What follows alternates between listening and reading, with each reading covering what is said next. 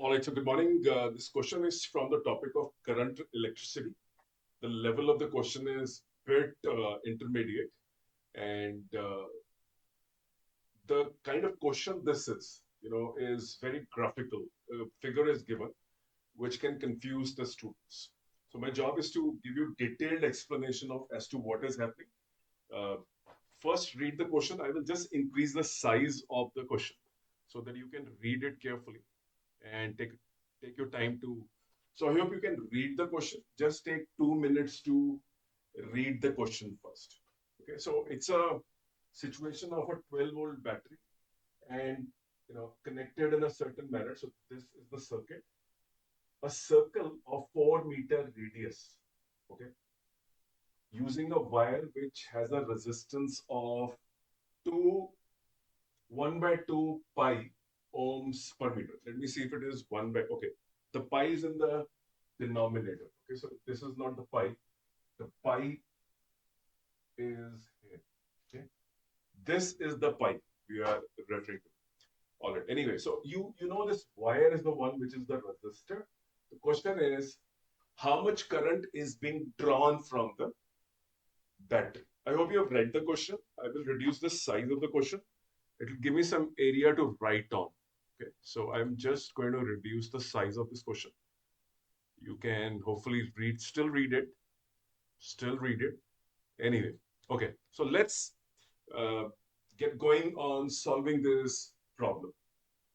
Okay, now if you see the circuit, the wire essentially is the resistance, right? So this angle is 90 degrees. Okay, so the way I look at the circuit is that the the smaller arc, okay, the smaller arc is one radius, and the bigger arc is the other radius. Okay, so the current comes in and the current splits at A.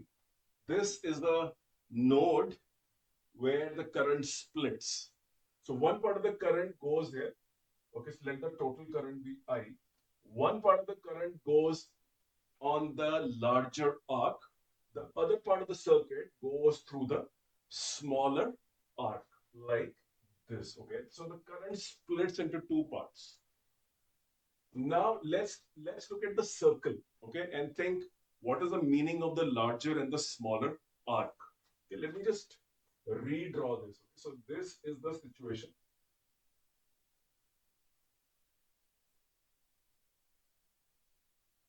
Not a great circle, but that is what it is. Okay, so you have a situation like this, and the exit of the current. So the current exits here, it enters at this node. This is another node, one branch and the second branch, and this is your 90 degree. Okay, so this is your 90 degree. Now let's see. The overall radius of the circle is 4 meters. So this is 4 meters. So that means the circumference is going to be how much?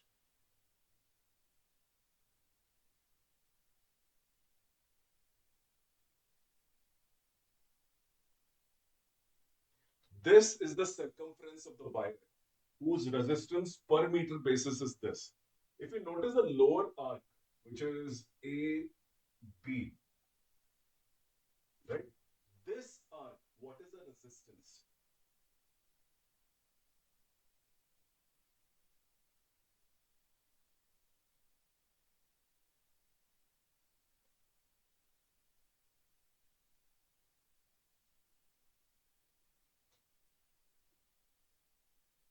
Right?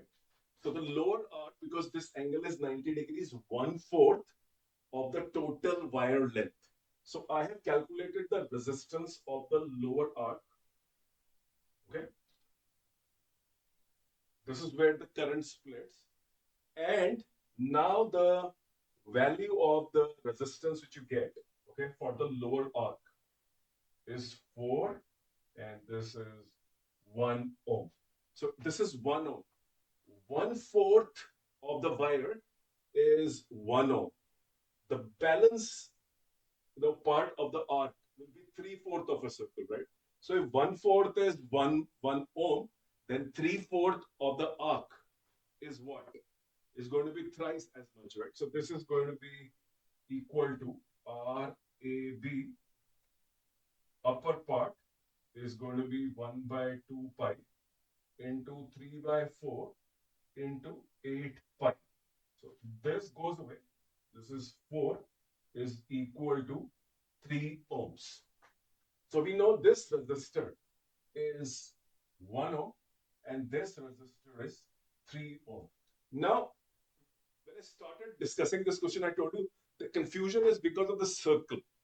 Okay, if you look at the circle, how do we, what is the next step? See, you can apply Kirchhoff's current law and stuff like that, saying that we will apply a loop here and the second loop is here. No need of doing that because if you'll notice, the upper the upper arc and the lower arc are connected between the same points. The potential difference between A and B is fixed. Okay. Therefore, if I have to redraw this circuit, I can redraw the circuit as this. Okay, so I'm going to redraw this circuit.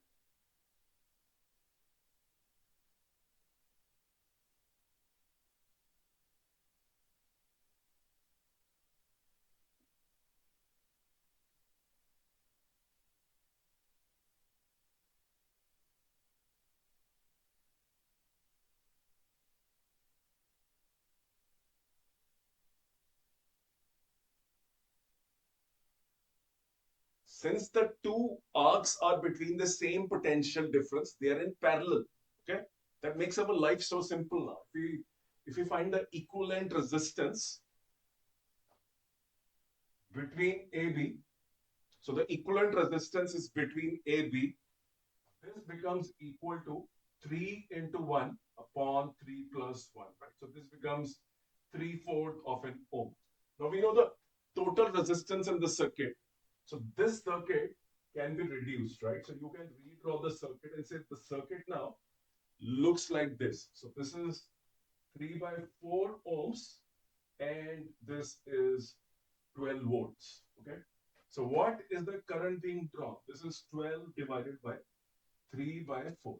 So this is 48 divided by 3 is 16 ampere, right? So the answer is 16 ampere, okay? Now this particular question teaches you valuable lesson that whenever you see some odd shapes like this, right? A lot of students are accustomed to seeing a circuit like this.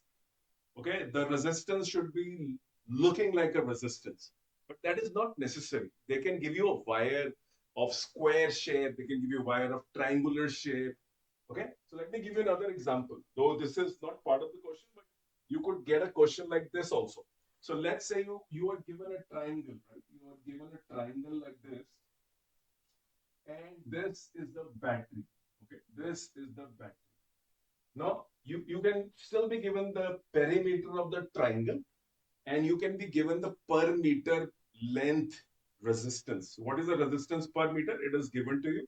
The perimeter of the triangle is known to you. It's a uniform resistance throughout the length of the triangle. So if this is, for example, x, x, and x, and this is y, okay, right? So this is x meter, x meter, x meter, and assume the resistance per meter length is 1 uh, ohm per meter, which means this will become how much? This will become x ohm, and x ohm, right? X into 1.